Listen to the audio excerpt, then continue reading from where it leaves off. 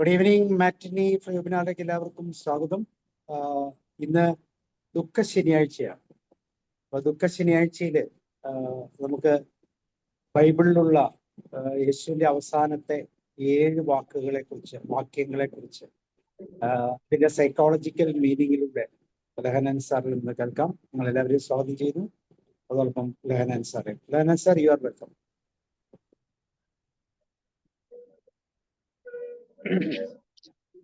സാറേ, ഇന്ന് ദുഃഖശനി എന്നെ കേൾക്കാവോ സാറേ? കേൾക്കാം. കേൾക്കാമോ? കേൾക്കാം. ഓക്കെ. ഇന്ന് ദുഃഖശനിയാഴ്ചയാണെന്ന് നമ്മൾ പറഞ്ഞുകൊണ്ട് വരുന്നെങ്കിലും ഞാൻ പറയുക സന്തോഷ ശനിയാണെന്നാണ്. കാരണം നമ്മൾ ഏതാനും മണിക്കൂറുകൾക്ക് ശേഷം നമ്മൾ ആ സന്തോഷാവസ്ഥയിലേക്ക് കയറി പോകാൻ നിൽക്കുകയാണ്. Great Easter. അപ്പോ ഈസ്റ്ററിന്റെ മംഗളങ്ങൾ ആദ്യം തരികയാണ് വൈകാതെ. സർ, ഇന്ന് നമ്മള് ക്ലാസ് നമ്മുടെ മനസ്സിലുള്ളത് യേശു ഒരു 3.5 മണിക്കൂർ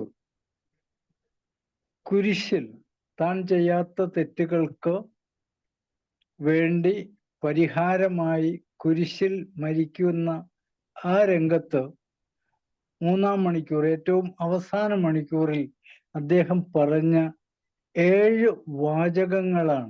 ഓരോ അവസരങ്ങളിലായിട്ടാണ് പറഞ്ഞത്.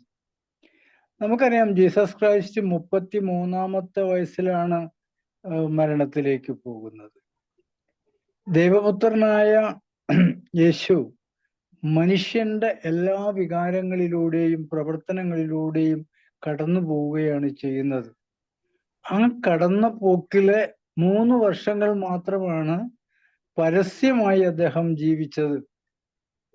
ഈ പരസ്യ ജീവിതത്തില് ഉണ്ടായ അനുഭവങ്ങളും അതിനെ നേരിടുന്ന രീതിയും 2000 വർഷങ്ങൾക്കിപ്പോഴും നാം അനുഭവിച്ചുകൊണ്ടിരിക്കുന്നു. ആ അനുഭവം തന്നെ മുൻകൂട്ടി അദ്ദേഹം മനസ്സിലാക്കിയ പോലെയാണ് ഈ 7 തിരുവചനങ്ങൾ അദ്ദേഹം പറയുന്നത്. Golden words of Jesus on cross. അവിടെ കിടന്ന് ആ മരണവേദന അനുഭവിക്കുമ്പോഴും നമുക്ക് വേണ്ടി ചില കാര്യങ്ങൾ പറഞ്ഞു വയ്ക്കുകയാണ്. ഞാൻ നീട്ടിക്കൊണ്ട് പോകുന്നില്ല. എല്ലാവരുടെയും അനുവാദത്തോടു കൂടി ഞാൻ തുടങ്ങുകയാണ്. ആ 7 വാചകങ്ങളില് ആദ്യത്തെ വാചകം പിതാവേ ഇവരോട് ക്ഷമിക്കണമേ എന്നതാണ്. ഞാൻ ആദ്യമേ പറഞ്ഞു, 3 മണിക്കൂർ നേരം മരക്കുരിശിൽ വേദന സഹിച്ചുകൊണ്ടിരിക്കുക, അദ്ദേഹത്തിന്റെ മുഖത്ത് തുപ്പുകയും അടിക്കുകയും ആ നീണ്ട മണിക്കൂറുകൾ കുരിശുമായി നടന്ന് 2 കള്ളന്മാർക്ക് നടുവിൽ അദ്ദേഹത്തെ കുരിശിൽ തറച്ചു കഴിഞ്ഞ ആ 3 മണിക്കൂറില് എന്തൊക്കെ തന്നോട് ചെയ്യാൻ പാടില്ലാത്തത്, താൻ ചെയ്യാത്ത കുറ്റത്തിന് തന്നോട് ചെയ്തോ അവരോട് ക്ഷമിക്കണമേ എന്ന് അദ്ദേഹം ക്ഷമിക്കുകയും ദൈവത്തോട് പ്രാർത്ഥിക്കുകയുമാണ് ചെയ്യുന്നത്. അത് ലൂക്കോ 23:4-6 അതിലാണ് അത് പറയുന്നത്, 46-ലാണ് പറയുന്നത്. അപ്പൊ ഈ പിതാവേ അവരോട് ക്ഷമിക്കണമേ എന്ന് പറയുന്ന ഈ ഒരവസ്ഥ നമുക്ക് നമ്മുടെ അവസ്ഥയുമായി ഒന്ന് കൂട്ടിച്ചേർക്കാം. ഇവിടെ ഇടതും വലതുമായി 2 കള്ളന്മാർക്ക് നടുവിലാണ് അദ്ദേഹത്തെ ക്രൂശിക്കുന്നത്.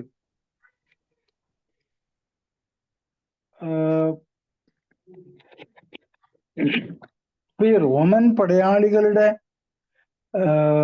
ഏറ്റവും മോശമായ പെരുമാറ്റത്തിന് ശേഷം അസൂയ കൊണ്ട് ഇത്രയും നീചമായ പെരുമാറ്റങ്ങൾ ഏറ്റുവാങ്ങിയിട്ടും അവരോട് ക്ഷമിക്കാൻ അദ്ദേഹം നമ്മളോട് ആവശ്യപ്പെടുകയാണ്. ഇവിടെയാണ് നമ്മുടെ ഇന്നത്തെ ഈ ലോകത്തിന്റെ ക്ഷമ ഇല്ലായ്മയെക്കുറിച്ചാണ് ഞാൻ നിങ്ങളോട് സംസാരിക്കുന്നത്. നമുക്കറിയാം, യേശുദേവൻ സ്വയം ക്ഷമിക്കുകയും മറ്റുള്ളവരോട് ക്ഷമിക്കുകയും ദൈവത്തോട് പ്രാർത്ഥിക്കുകയുമാണ് ചെയ്യുന്നത്. ഇവരോട് ക്ഷമിക്കണമെന്ന്. ആ വാചകം ഇവരുടെ അറിവില്ലായ്മ കൊണ്ട് ഇവരെന്താണ് ചെയ്യുന്നത് ഇവർക്കറിയാത്തത് കൊണ്ടാണ് ക്ഷമിക്കാൻ പറയുന്നത്. നമ്മുടെ ജീവിതത്തിലേക്ക് നമുക്കൊന്ന് കയറ്റിക്കൊണ്ടുവരാം ഈ ക്ഷമ എന്നത്.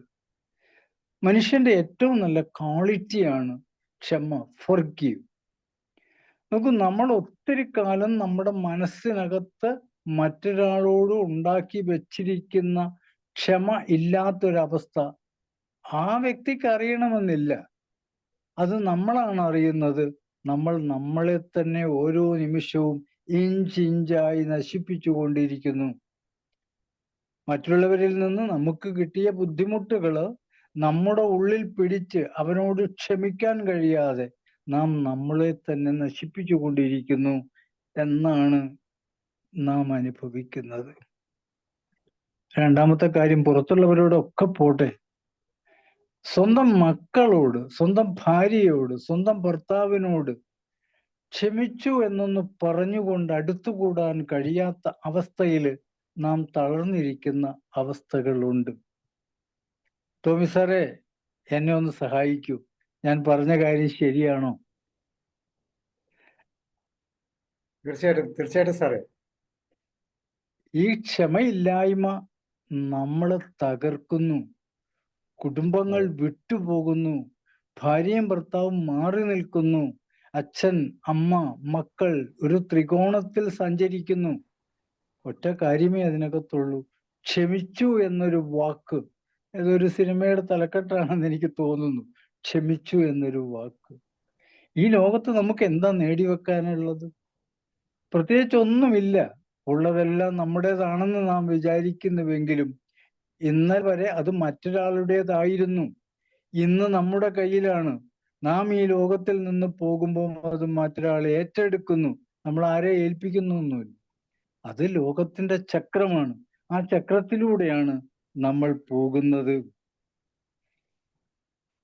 നാം നമ്മുടെ പ്രാർത്ഥനകളിൽ ഞാൻ മറ്റുള്ളവരോട് ക്ഷമിക്കുന്നത് പോലെ എന്നോടും ക്ഷമിക്കണമേ എന്നാണ് പ്രാർത്ഥിക്കുന്നത്.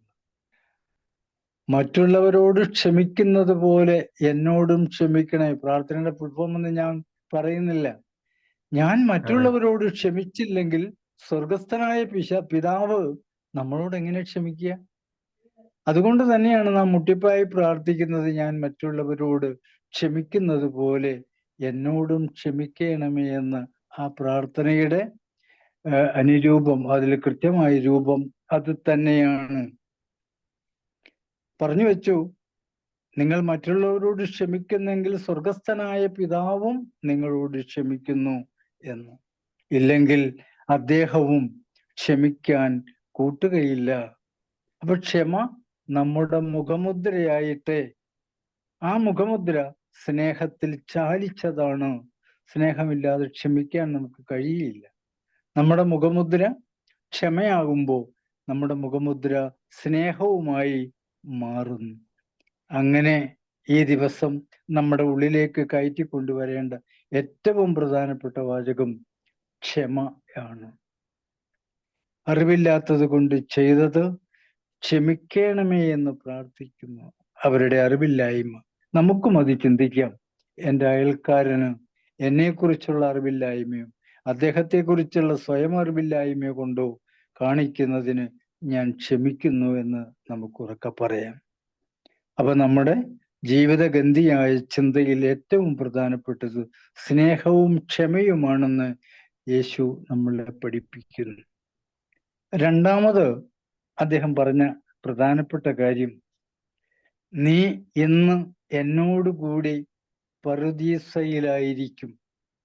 ഞാൻ പറഞ്ഞു, ഈ 3 മണിക്കൂറിനകത്ത് അദ്ദേഹം സംസാരിച്ച ഗോൾഡൻ വേർഡ്സിലെ രണ്ടാമത്തെ വേർഡാണ് നീ ഇന്ന് എന്നോടുകൂടി പറുദീസയിലായിരിക്കും. നമുക്കറിയാം, റോമൻ പട്ടാളക്കാര് വലിച്ചിഴച്ച് ശക്തമായൊരു കുരിശും അദ്ദേഹത്തെ ഏൽപ്പിച്ച്, ഇടവേളയിൽ ശിമയോന്റെ കയ്യിൽ ആ കുരിശ് ഏൽപ്പിച്ചു. പക്ഷെ അതിനുശേഷം ഈ വിഷമങ്ങളെല്ലാം കൊണ്ടുവരികയാണ്.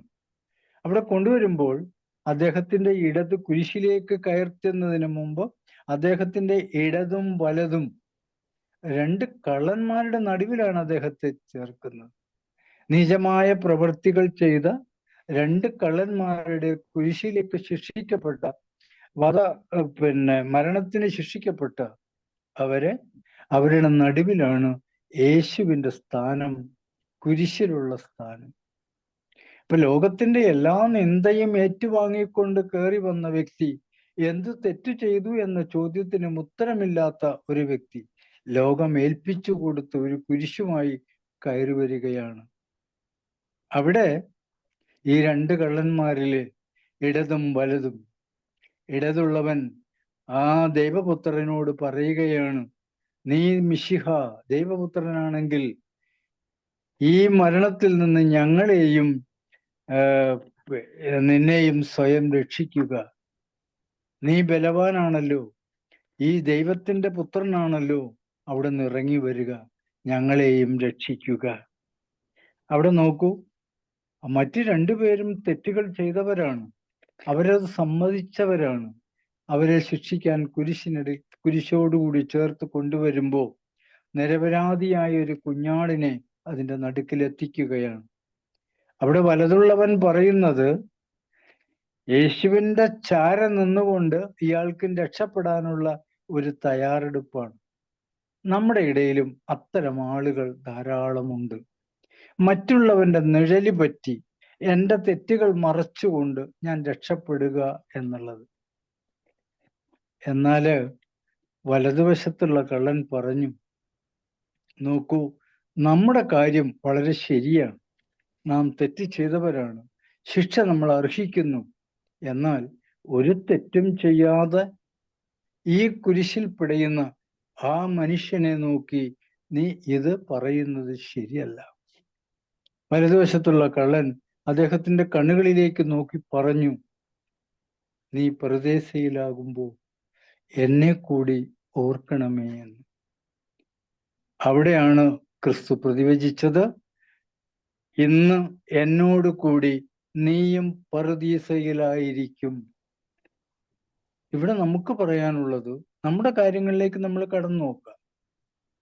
നമ്മൾ ആയിരക്കണക്കിന് തെറ്റുകളും കുറ്റങ്ങളും ചെയ്തില്ല എന്ന ഭാവേന തല ഉയർത്തി നടക്കുമ്പോൾ അപകടങ്ങളിലേക്കാണ് നാം പോയിക്കൊണ്ടിരിക്കുന്നത്. നമ്മുടെ തെറ്റുകളെ കുറിച്ച് നാം വിചിന്തനം ചെയ്ത് അതിൽ നിന്ന് മോചനം തേടാൻ എന്താണ് മാർഗം, സത്യസന്ധമായ മാർഗം എന്താണെന്ന് നോക്കേണ്ട സ്ഥാനത്ത് അരുകുചാരി ഓരം ചാറ്റി മറ്റുള്ളവരുടെ തലയിലൂടെ കടന്നു പോകാനുള്ള ഒരു ശ്രമമാണ് പലപ്പോഴും നമ്മൾ ചെയ്യാറുള്ളത്, നമ്മൾ അനുഷ്ഠിക്കാറുള്ളത്.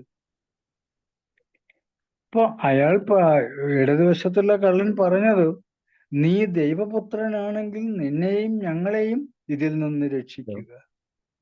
ഞാൻ പറഞ്ഞു, ഇത്തരം ആളുകൾ നമുക്ക് ചുറ്റുമുണ്ട്. മറ്റുള്ളവനെ ചാടി രക്ഷപ്പെടാനുള്ള ആളുകൾ നമുക്കിടയിലുണ്ട്.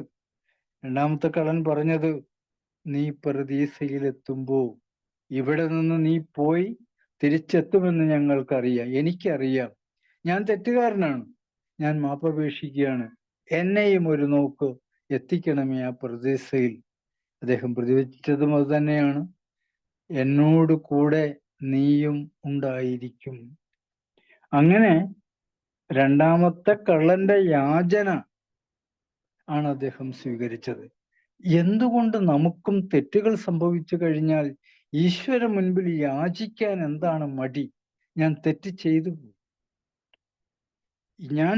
ചെയ്തു പോയി, എന്നോട് പൊറുക്കൂ, ഇനി അത് ആവർത്തിക്കില്ല എന്ന് ഉറപ്പിച്ചു പറയാനുള്ള മനസ്സ് വന്നാൽ, നാം ക്ഷമ യാചിക്കുകയാണെങ്കിൽ തീർച്ചയായിട്ടും യേശു പറഞ്ഞ വാക്കുകൾ നമുക്കും അന്വർത്ഥമാകും. അതാണ് ഇതിനോട് ചേർത്ത് എനിക്ക് വയ്ക്കാനുള്ളത്. രണ്ടാമത് അദ്ദേഹം പറഞ്ഞതൊരു വാഗ്ദാനമാണ്. യേശു പറഞ്ഞതൊരു വാഗ്ദാനമാണ്. ഞാൻ നിങ്ങളോടൊപ്പം സഞ്ചരിച്ചിരുന്ന കാലത്ത് ഞാൻ പറഞ്ഞു തന്ന ഒത്തിരി കാര്യങ്ങളുണ്ട്, അതനുസരിച്ചോളൂ. അതനുസരിക്കുന്നവർക്ക് ഞാൻ എൻ്റെ ഒപ്പം സ്ഥാനം നൽകുന്നു. പരദീസയിൽ നാം ഒന്നിച്ചു മുഖാമുഖം കാണും എന്ന ഉറപ്പാണ് യേശു തരുന്നത്. നമുക്ക് വിശ്വസ്തതയല്ലേ ആവശ്യമുള്ളൂ? വിശ്വാസം, അതാണ് എല്ലാം. ഇന്നും നമ്മുടെ മുൻപിൽ നടക്കുന്ന വിശ്വാസം, അത് ഇടയ്ക്ക് വെച്ച് ഇളകിപ്പോയാൽ നമുക്ക് ആദ്യത്തേതുമില്ല, രണ്ടാമത്തേതുമില്ല. രണ്ടാമത്തെ കള്ളൻ ആവശ്യപ്പെട്ടത്, ഞാൻ എന്നെയും മറക്കരുത്, എന്നെയും ഓർക്കണമേ എന്ന് മാത്രമാണ്. യേശു പറഞ്ഞത് നമ്മളോട് ഇത്രയും കാലം ഇപ്പോഴും പറഞ്ഞുകൊണ്ടിരിക്കുന്നത്, എൻ്റെ വാക്കുകളിലൂടെ കടന്നു വരൂ, എൻ്റെ പ്രവൃത്തികളിലൂടെ കടന്നു വരൂ, നിങ്ങൾക്കുള്ള സ്ഥാനം ഞാൻ ഒരുക്കി വെച്ചിരിക്കുന്നു, കടന്നു വന്നാൽ മാത്രം മതി. അദ്ദേഹം പറയുന്നത് അങ്ങനെയാണ്.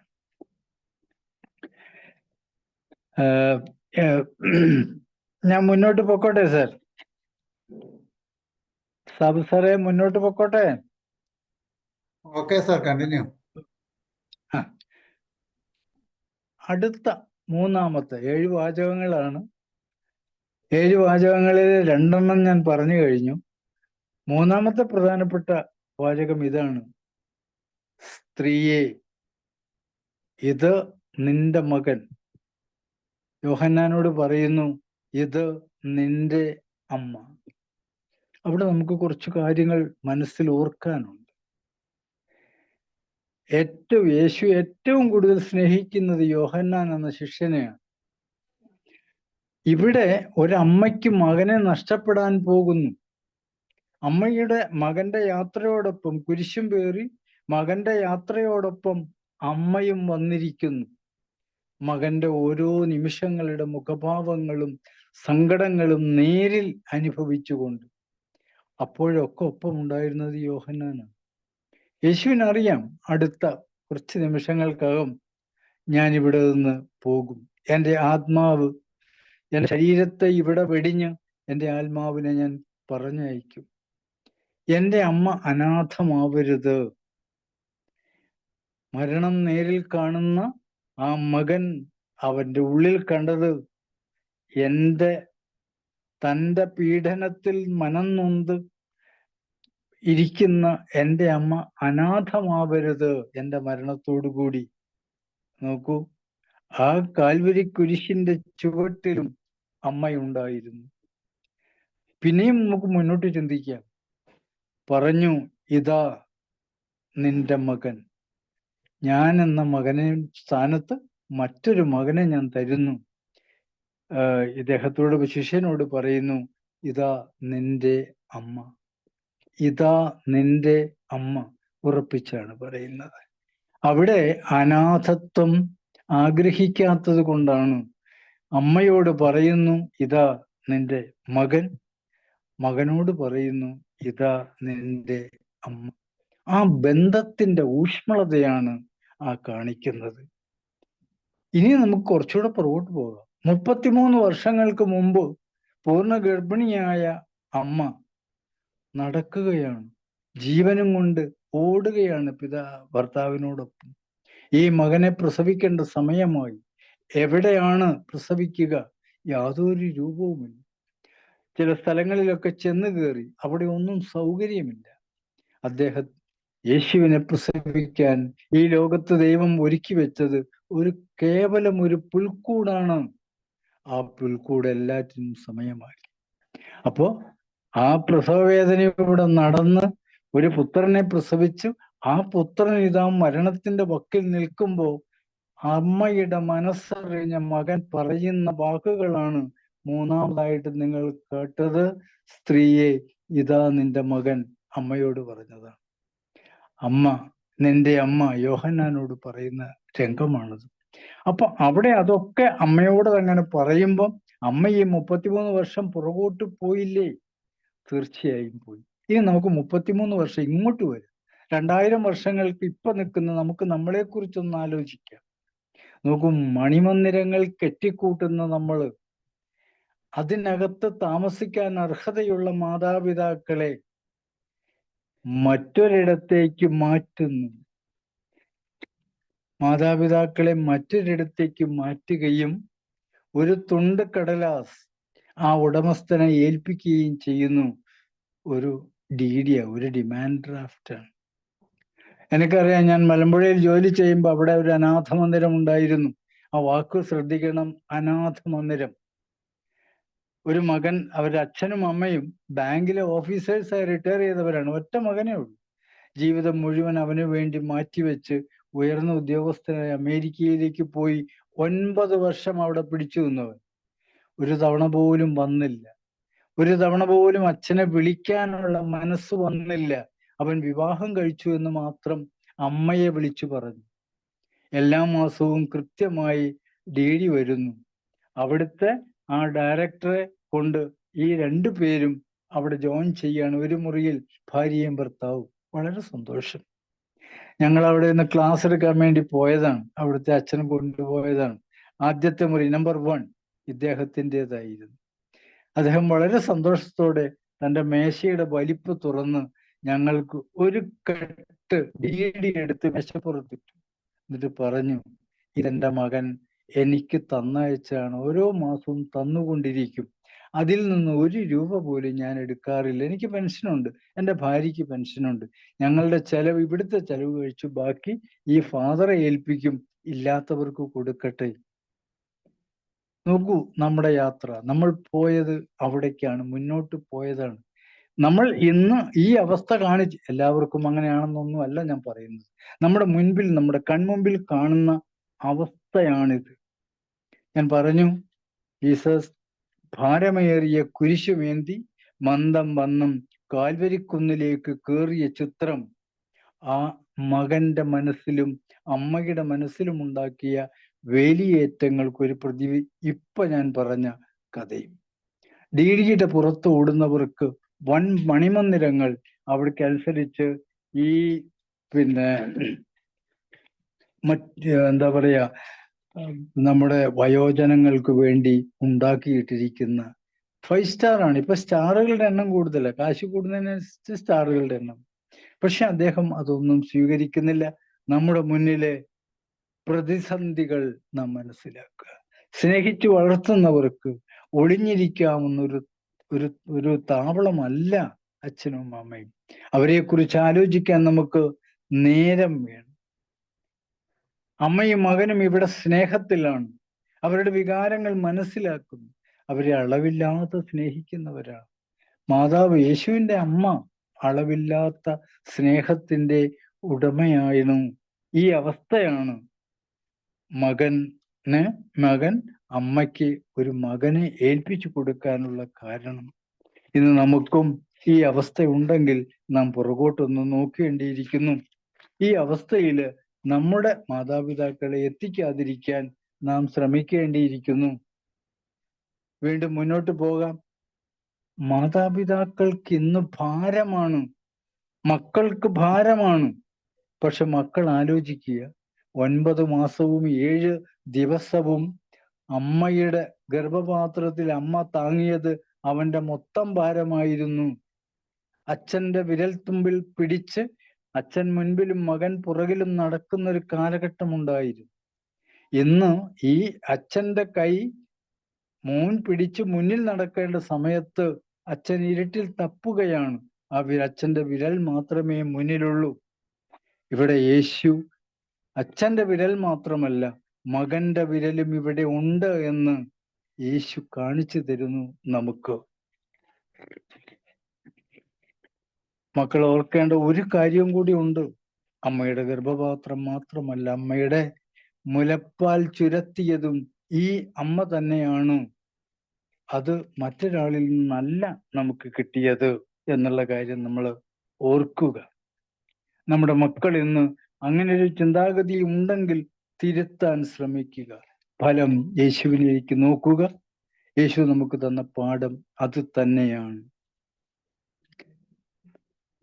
7 വാചകങ്ങളിലെ 4-ാമത്തെ വാചകത്തിലേക്കാണ് ഞാൻ പോകുന്നത്. അതിപ്രകാരമായിരുന്നു: എൻ്റെ ദൈവമേ, എൻ്റെ ദൈവമേ, നീ എന്തുകൊണ്ട് എന്നെ കൈവിട്ടു? നമ്മൾ ഒന്നുകൂടെ ശ്രദ്ധിച്ചു നോക്കൂ. എൻ്റെ ദൈവമേ, എൻ്റെ ദൈവമേ, നീ എന്തുകൊണ്ട് എന്നെ കൈവിട്ടു? യേശു കുരിശിൽ കിടന്നുകൊണ്ട് 3-ാം മണിക്കൂറിൽ, അവസാന നിമിഷങ്ങളിൽ മരണവേദന അനുഭവിക്കുമ്പോൾ ഈ സമയത്ത് സൂര്യൻ ഇരുണ്ടുപോയി, ലോകമാകമാനം ഇരുട്ടിലായി. വൈകുന്നേരം 3 മണി സമയം സൂര്യൻ ഇരുണ്ടു, ലോകം ഇരുണ്ടു. 9-ാം മണി നേരം യേശു ചോദിക്കുകയാണ്. എത്ര തീവ്രമായ വേദനയ്ക്കിടയിൽ യേശു മനുഷ്യാവസ്ഥയിലേക്ക് തിരിച്ചു വന്ന് ദൈവത്തോട് ചോദിക്കുന്നു, ദൈവമേ, എന്തുകൊണ്ട് നീ എന്നെ കൈവിട്ടു? മനുഷ്യ അവതാരമെടുത്ത ദൈവപുത്രൻ മനുഷ്യനെ പോലെ വേദനയോടെ വിളിച്ച് വിളിച്ച് ചോദിക്കുന്നു, എന്തുകൊണ്ട് നീ എന്നെ കൈവിട്ടു? അപ്പോ ഈ മനുഷ്യഗണത്തില് അനുഭവിക്കുന്ന എല്ലാ സ്വഭാവവും അദ്ദേഹം അനുസരിച്ചുകൊണ്ടാണ് മുന്നോട്ട് പോയത്. എല്ലാ സ്വഭാവങ്ങളും. ഇപ്പോ വീണ്ടും പറഞ്ഞു, പിതാവേ, കഴിയുമെങ്കിൽ ഈ പാനപാത്രം എന്നിൽ നിന്നും എടുക്കണമേ. ഈ പാനപാത്രം എന്നിൽ നിന്ന് നീങ്ങിപ്പോകണമേ എന്ന് പ്രാർത്ഥിച്ചു. എന്നിട്ട് അതിൻ്റെ കൂടെ പറഞ്ഞു, എങ്കിലും എൻ്റെ ഇഷ്ടമല്ല, അങ്ങയുടെ ഇഷ്ടം നിറവേറട്ടെ. കഷ്ടതയുടെ ഏറ്റവും സങ്കടത്തിന്റെ, വേദനയുടെ ഏറ്റവും ഉയർന്നു നിൽക്കുന്ന അവസ്ഥയില് മനുഷ്യ സ്വഭാവത്തിന്റെ ചിന്തയിലൂടെ അദ്ദേഹം ദൈവത്തെ വിളിച്ച് ചോദിച്ചു, പറ്റുമെങ്കിൽ ഈ പാനപാത്രം എന്നിൽ നിന്ന്, ഈ കയ്പുനീർ എന്നിൽ നിന്ന് മാറ്റണമേ. പക്ഷെ ഉള്ളിൻ്റെ ഉള്ളിൽ പറഞ്ഞു, അല്ല, എൻ്റെ ഇഷ്ടമല്ല, ദൈവത്തിൻ്റെ ഇഷ്ടം, അങ്ങയുടെ ഇഷ്ടം നിറവേറട്ടെ. ഇവിടെ ഞാൻ നമ്മളിലേക്ക് തിരിച്ചു പോരാം. 2000 വർഷങ്ങൾക്ക് മുമ്പും ഉണ്ടായ ഈ ചിത്രം നമുക്ക് നമ്മളിലേക്കൊന്ന് എടുക്കാം. നമുക്കറിയാലോ, നമ്മുടെ ജീവിതത്തിൽ ഒത്തിരി പ്രയാസങ്ങളും കഷ്ടപ്പാടുകളും കണ്ണീരുകളും ഒക്കെ വരുമ്പോൾ നമ്മൾ മനസ്സറിഞ്ഞ് പ്രാർത്ഥിക്കാറുണ്ട്, ഇതൊന്ന് മാറ്റിത്തരയണമേ. അതിൻ്റെ കൂടെ ആ പ്രാർത്ഥനയ്ക്കൊപ്പം ഈ കുഞ്ഞു പ്രാർത്ഥന കൂടെ ചെല്ലൂ, എൻ്റെതല്ല തീരുമാനം, അങ്ങയുടേതാണ്, ഞാനിത് സ്വീകരിക്കാൻ തയ്യാറാണ്. ഞാൻ ഉറപ്പു പറയുന്നു, ആ വിശ്വാസത്തോടു കൂടിയുള്ള പ്രാർത്ഥനയുണ്ടെങ്കിൽ ദൈവം നമ്മളിൽ നിന്ന് അത് പതുക്കെ പതുക്കെ ഒഴിച്ചു പോകുന്നത്, ഒഴിച്ചു വിടുന്നത് നമുക്ക് കാണാനായിട്ട് കഴിയും. എനിക്ക് ഒത്തിരി അനുഭവങ്ങൾ എൻ്റെ മുമ്പിലുണ്ട്, ഞാനതൊന്നും പറയുന്നില്ല. വളരെ സങ്കടപ്പെട്ട് ജീവിച്ച് മുന്നോട്ട് പോയ കാലത്ത് സങ്കടപ്പെട്ടുകൊണ്ട് തന്നെയാണ് അത് മുന്നോട്ട് പോയത്. ഞാൻ തിരിച്ചു കൊണ്ടുവന്നത് ദൈവത്തിന് വിട്ടുകൊടുക്കാം, ഞാൻ ആരുമല്ല എന്ന് ഉറച്ച വിശ്വാസമുണ്ടാകും. അപ്പൊ നമുക്ക് സർവശക്തനോട് അപേക്ഷിക്കാം, നമ്മുടെ കഷ്ടങ്ങൾ നീക്കിത്തരണമേ എന്നാലും അങ്ങയുടെ ഇഷ്ടം ഞാൻ സ്വീകരിക്കാൻ തയ്യാറാണ് എന്ന്. അവിടെ അതിനുള്ള വിശ്വാസം ആവശ്യമാണ്, ആഴത്തിലുള്ള വിശ്വാസം. ഇങ്ങനെ പറയാനുള്ളൊരു ചങ്കുറപ്പും ആഴത്തിലുള്ള വിശ്വാസവും ദൈവം തരുന്നതിനെ നേരിടാനുള്ള ആ കഴിവും, ദൈവത്തോടുള്ള വിശ്വാസവും കഴിവും ചേർത്തി അതിനെ ഞാൻ എടുത്തുകൊള്ളാം, ധൈര്യപൂർവം പറയണം. അങ്ങനെ പറഞ്ഞ് നമുക്ക് നമ്മുടെ മക്കളെയും വളർത്താം, നമുക്കും വളരാം. അവിടെ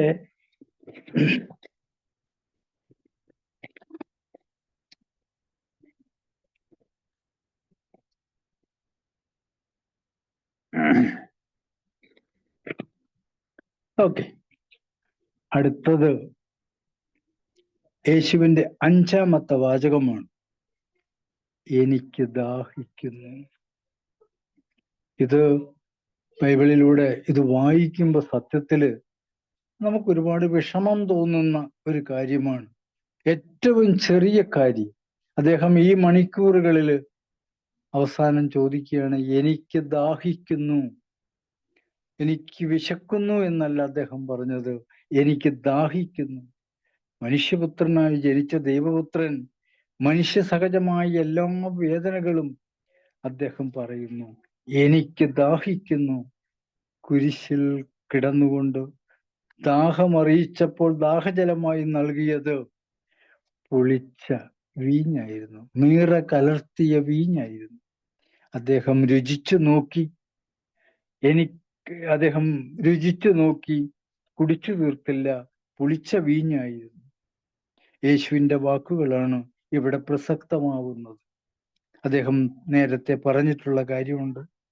ഞാൻ നിങ്ങളുടെ മുൻപിൽ വിശന്നു വന്നപ്പോൾ നിങ്ങൾ എനിക്ക് ഭക്ഷിപ്പാൻ ഒന്നും തന്നില്ല. ഞാൻ ദാഹിച്ചവശനായി വന്നപ്പോൾ നിങ്ങൾ എനിക്ക് കുടിക്കാൻ തന്നില്ല. പക്ഷേ നിങ്ങളിൽ ഒരുവന് നിങ്ങൾ ആഹാരം നൽകിയപ്പോ, നിങ്ങളിൽ ഒരുവന് നിങ്ങൾ കുടിക്കാൻ ജലം നൽകിയപ്പോ അതെല്ലാം എനിക്കാണ് തന്നത്. നിങ്ങൾ ആഹാരം ഒരാൾക്ക് കൊടുത്തപ്പോ ഞാനാണത് ഭക്ഷിച്ചത്.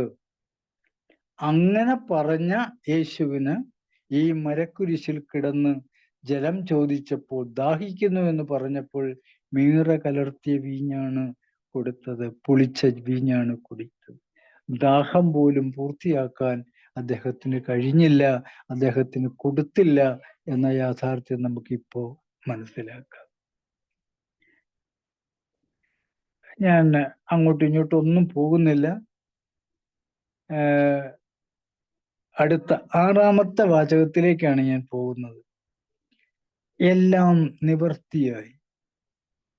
അദ്ദേഹം എന്തിനാണോ ഈ ഭൂമിയിൽ എത്തിയത്, എന്തെല്ലാം ചിന്തകളിലൂടെയാണോ കടന്നുപോയത്, അതെല്ലാം പൂർത്തിയാക്കി. ഇതാ ഈ നിമിഷം പൂർത്തിയായി. ആ മീറ കലർന്ന വീഞ്ഞ് രുചിച്ചു നോക്കിയതോടു കൂടിയാണ് അദ്ദേഹം പറഞ്ഞത്, എല്ലാം നിവർത്തിയായി, എല്ലാം പൂർത്തിയായി.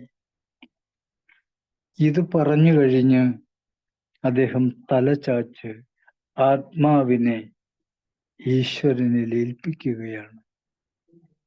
ജഡത്തിന്റെ പുറകെ അല്ല സഞ്ചരിക്കേണ്ടത്, ആത്മാവിന്റെ പുറകെയാണ്.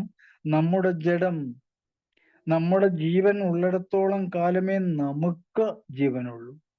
ആ ജീവൻ എന്ന ആത്മാവ് നമ്മളിൽ നിന്ന് പോകുന്നതോടുകൂടി അത് ജഡമായി മാറുന്നു. അതിന് യാതൊരു പ്രത്യേകതയുമില്ലാതെ പോകുന്നു. തലചായ്ച്ച് ഈശ്വരനിൽ തൻ്റെ ആത്മാവിനെ സമർപ്പിച്ച് അദ്ദേഹം യാത്രയായി. യേശു യാത്രയായി. ദൈവത്തിൽ തൻ്റെ ആത്മാവിനെ ഏൽപ്പിച്ചുകൊണ്ട് തലചായ്ച്ച് അദ്ദേഹം ഇവിടെ നിന്ന് പോവുകയാണ്. നമ്മുടെ ജീവിതത്തിലേക്ക് നമുക്ക് വരാം. നാം പറയാറുണ്ട്, ഇവൻ എത്ര കൊമ്പനായാലും ഒരു നാൾ, എത്ര കൊമ്പനായാലും ഒരു നാൾ അവിടെ ഇരിക്കും, അടങ്ങും. ആ ഒരു നാൾ വരെയുള്ള ജീവിതത്തിന്റെ ശൈലി, അതാണ് യേശു പറഞ്ഞത്. ചെറുകാലമേ നമുക്ക് അനുവദിച്ചിട്ടുള്ളെങ്കിലും ആ ശൈലിയിലൂടെ കടന്നു പോകാനാണ് നമ്മളോട് അദ്ദേഹം പറയുന്നത്. ഈ 33 വർഷത്തെ ജീവിതത്തിൽ വെറും 3 വർഷമാണ് പരസ്യമായി ജീവിച്ചത്. മറ്റുള്ളതൊക്കെ പഠിക്കാൻ വേണ്ടി പല സ്ഥലങ്ങളിലും കയറി ഇറങ്ങി. ബൈബിളിൽ കൃത്യമായിട്ട് എവിടെയൊക്കെ എങ്ങനെയൊക്കെ എന്നൊന്നും അറിവിലില്ല. പക്ഷെ ആ 3 വർഷം അത് ജീവിതമായിരുന്നു. 30 വർഷത്തിന്റെ ആകത്തുക അദ്ദേഹം പുറത്ത് കാണിച്ചതായിരുന്നു. ചാട്ടവാർ എടുക്കേണ്ടവിടെ ചാട്ടവാർ എടുത്തിരുന്നു. അദ്ദേഹം ഒരു വിപ്ലവ പോരാളിയായിരുന്നു, വിപ്ലവകാരിയായിരുന്നു. എല്ലാ വിപ്ലവകാരിക്കും കിട്ടുന്നത് പോലെ തന്നെ ഓരോ കുരിശ് യേശുവിന് മരക്കുരിശാണ് മരണമായി കൊടുത്തത്. ആ കുരിശിലാണ് അദ്ദേഹം തല താഴ്ത്തി ആത്മാവിനെ ദൈവത്തെങ്കിലേക്ക് വിട്ട് ശരീരം ഭൂമിയിലേക്ക് വിടുന്നത്, അയക്കുന്നത്. 7-ാമത്തെ വാചകത്തിലേക്ക്, അവസാനത്തെ വാചകത്തിലേക്ക് നമുക്ക് പോകാം. സാറേ 7-ാമത്തെ വാചകത്തിലേക്ക് പോവാണ്. ഇതോടെ കഴിഞ്ഞ് നമുക്ക് നിർത്താം. നമുക്ക് ഇദ്ദേഹത്തെ കൊണ്ട് സംസാരിപ്പിക്കാം. പറഞ്ഞത് 7-ാമത്തെ വാചകം, പിതാവേ, ഞാൻ എൻ്റെ ആത്മാവിനെ അങ്ങയുടെ തൃക്കൈയിൽ ഏൽപ്പിക്കുന്നു. ഞാൻ എൻ്റെ ആത്മാവിനെ അങ്ങയുടെ തൃക്കൈയിൽ ഏൽപ്പിക്കുന്നു. ഞാൻ എൻ്റെ ശരീരത്തിന്റെ വേദനകളെ ഒക്കെ തന്നെ മറന്നു. എനിക്കതിന് പ്രശ്നമല്ല. അയച്ച പിതാവിന്റെ കൈകളിലേക്ക് ഞാൻ ഏൽപ്പിക്കുന്നു എൻ്റെ ആത്മാവിനെ. പാപമംഗലമല്ലാത്ത ഒരാത്മാവിനെ ഞാൻ അങ്ങേക്ക് തിരിച്ചു നൽകുന്നു, ഞാൻ തരുന്നു എന്നാണ് പറഞ്ഞത്. ഏഴാമത്തെ വാചകം ഇതാണ് ഗോൾഡൻ സെന്റൻസ്: പിതാവേ, ഞാൻ എൻ്റെ ആത്മാവിനെ അങ്ങയുടെ തൃക്കൈയിൽ ഏൽപ്പിക്കുന്നു. നോക്കൂ, പീലാത്തോസിന്റെ അരമന തൊട്ട് കാൽവരിയിലേക്കുള്ള പീഡനങ്ങൾ ഏറ്റുവാങ്ങി ഉച്ചയ്ക്ക് 12 മുതൽ ഉച്ചയ്ക്ക് 3 മണി വരെ അതിവേദനയോടെ കുരിശിൽ കിടന്ന് വലതുവശത്തുള്ള കള്ളനെ പറുദീസായിക്ക് വാഗ്ദാനവും നൽകി പിന്നീട് പറഞ്ഞു, പിതാവേ, ഞാൻ എൻ്റെ ആത്മാവിനെ അങ്ങയുടെ തൃക്കൈയിൽ ഏൽപ്പിക്കുന്നു. യേശു ഏറ്റെടുത്ത കാര്യങ്ങൾ, ദൈവപുത്രൻ ഏറ്റെടുത്ത കാര്യമാണ് കള്ളന് പറുദീസ നൽകുക എന്നുള്ളത്. വലതുവശത്തെ കള്ളൻ അദ്ദേഹത്തിന് സമ്മതവും ഉറപ്പും കൊടുത്ത ശേഷം തീർന്നു, സമയം കഴിഞ്ഞു, പിതാവിന്റെ കയ്യിലേക്കോ ആത്മാവിനെ അർപ്പിക്കുകയാണ്. അത് തൃക്കൈയിൽ ഏൽപ്പിച്ച് നിലവിളിച്ചുകൊണ്ട് പറഞ്ഞ് പ്രാണനെ വിട്ടുകൊടുക്കുകയാണ് ചെയ്യുന്നത്. ആ പ്രാണന്റെ ഉത്തരവാദിത്വം ദൈവത്തിലേക്ക് കൊടുത്തു, പിതാവിലേക്ക് കൊടുത്തു ആ പ്രാണന്റെ ഉത്തരവാദിത്വം. യേശു ചുങ്കക്കാരുടെയും പാപികളുടെയും സ്നേഹിതൻ എന്ന വിശേഷണമാണ് സ്വീകരിച്ചത്. പാപികളെ സ്നേഹിച്ച് സ്വജീവൻ അവർക്കായി കാഴ്ചവെക്കുന്ന യേശുവിനെയാണ് നമ്മൾ കാണുന്നത്. നോക്കൂ, നമ്മുടെ കാലഘട്ടത്തേക്ക് വരുമ്പോ പാവങ്ങളായി ജീവിക്കുന്നവരെ, പാപികളായി ജീവിക്കുന്നവരെ, കഷ്ടപ്പെടുന്നവരായി ജീവിക്കുന്നവരുടെ സുഹൃത്താണെന്ന് പറയാൻ നമുക്ക് കഴിയുന്നില്ല. നമ്മൾ എണ്ണപ്പെട്ട വൻ ആളുകളുടെ സുഹൃത്താണ്, അവരുടെ കൂടെയാണ് ഞാൻ അങ്ങോട്ട് പോയത്, അവരെന്റെ സുഹൃത്താണെന്ന് ഉറപ്പിച്ച് പറഞ്ഞ് സമൂഹത്തിൽ സ്ഥാനം പിടിക്കാൻ ശ്രമിക്കുമ്പോൾ യേശു പിടിച്ചെടുത്ത സ്ഥാനം പാവപ്പെട്ടവന്റെയും ചുങ്കക്കാരന്റെയും ആണ്. വേശ്യയായ സ്ത്രീ മറ്റുള്ളവര് കല്ലെറിഞ്ഞ് കൊല്ലാൻ വന്നപ്പോൾ അദ്ദേഹം വളരെ ശാന്തപൂർവം പറഞ്ഞു, നിങ്ങളിൽ പാപം ചെയ്യാത്തവൻ കല്ലെറിയട്ടെ. പാപത്തെ വലിയ ദുഷ്കരമായിട്ട് അദ്ദേഹം കണ്ടില്ല.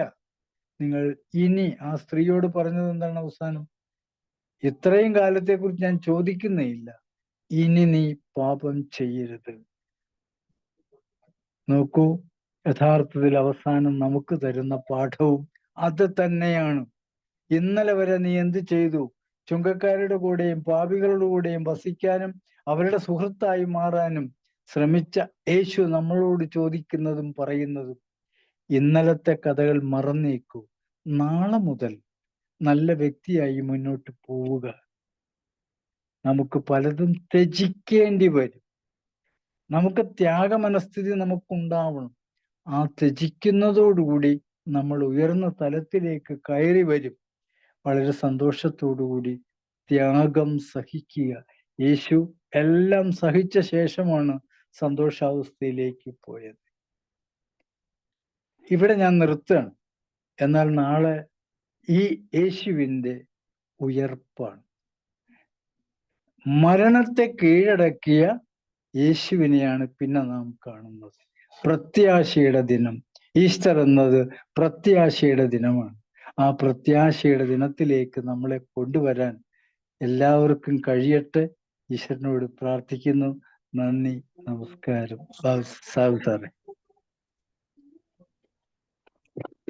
Thank you very much. വളരെ സന്തോഷകരമായ ഒരു മെസ്സേജാണ് സാറിന് കിട്ടിയത്. നമ്മളെ 7 മൊഴികളാണ്, 7 വാക്യങ്ങളാണ് കേട്ടത്. അതിൽ ശ്രദ്ധിച്ചു നോക്കിയാൽ 3 വാക്യങ്ങൾ ദൈവികവും, ബാക്കി 4 വാക്യങ്ങൾ മാനുഷികവും. മാനുഷികവും ദൈവികവുമായിട്ടുള്ള ഒരു പൂർണ്ണ ഘടനയെ, പൂർണ്ണ തലത്തെ കൃത്യമായിട്ട് മനസ്സിലാക്കി നമ്മുടെ വ്യക്തി ജീവിതത്തിലെ ഓരോ സാഹചര്യങ്ങളിലും കൃത്യമായി ഉപയോഗിക്കാൻ പറ്റുന്ന രീതിയിലുള്ള ഓരോ അവസ്ഥകളെയും കൃത്യമായി മനോഹരമായി ലഹനാൻ സാറിലൂടെ അതിൻ്റെ ഒരു സൈക്കോളജിക്കൽ വശം പോലും, കാരണം നമുക്കറിയാം കർത്താവ് എന്ന് പറയുന്നത്, യേശു ക്രിസ്തു എന്ന് പറയുന്നത് ഒരു നല്ല സൈക്കോളജിസ്റ്റ് ആണ്, അല്ലെങ്കിൽ നല്ലൊരു കൗൺസിലറാണ് എന്ന് വചനത്തിലൂടെ പറയുന്നുണ്ട്. ഒരു മനുഷ്യന്റെ മുഖത്ത് നോക്കുമ്പോൾ തന്നെ ആ മനുഷ്യന്റെ ഉള്ളിൽ എന്താണെന്ന് തിരിച്ചറിയാൻ പറ്റുന്ന രീതിയിലുള്ള ഒരു വ്യക്തിപ്രഭാവം. അത് മാനുഷികമാണ്, അതേസമയം അത് ദൈവികവുമാണ്. അപ്പൊ ഈ ഒരു അവസ്ഥയെ കൃത്യമായിട്ട് നമ്മുടെ ജീവിതത്തിലേക്ക് ചേർത്ത് വെക്കും.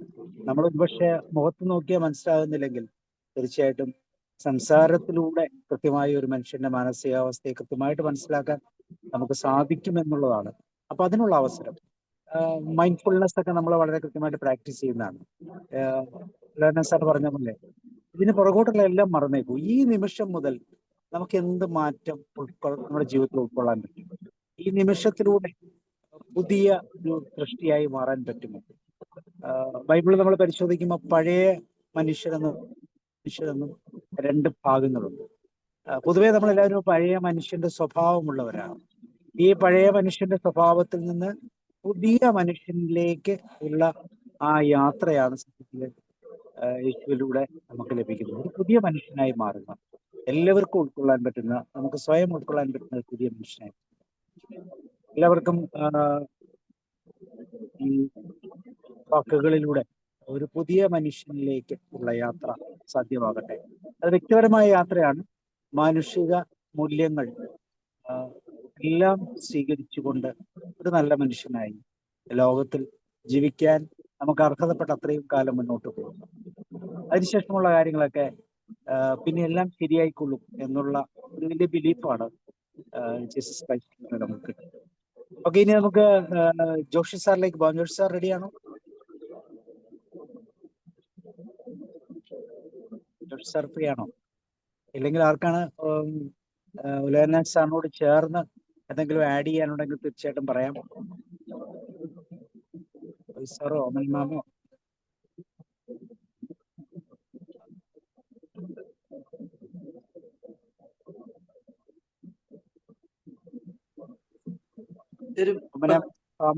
സാർ ഇത് 7 വേർഡ്സ് ഇംഗ്ലീഷ് പറയണോ സാർ? പറഞ്ഞോളൂ.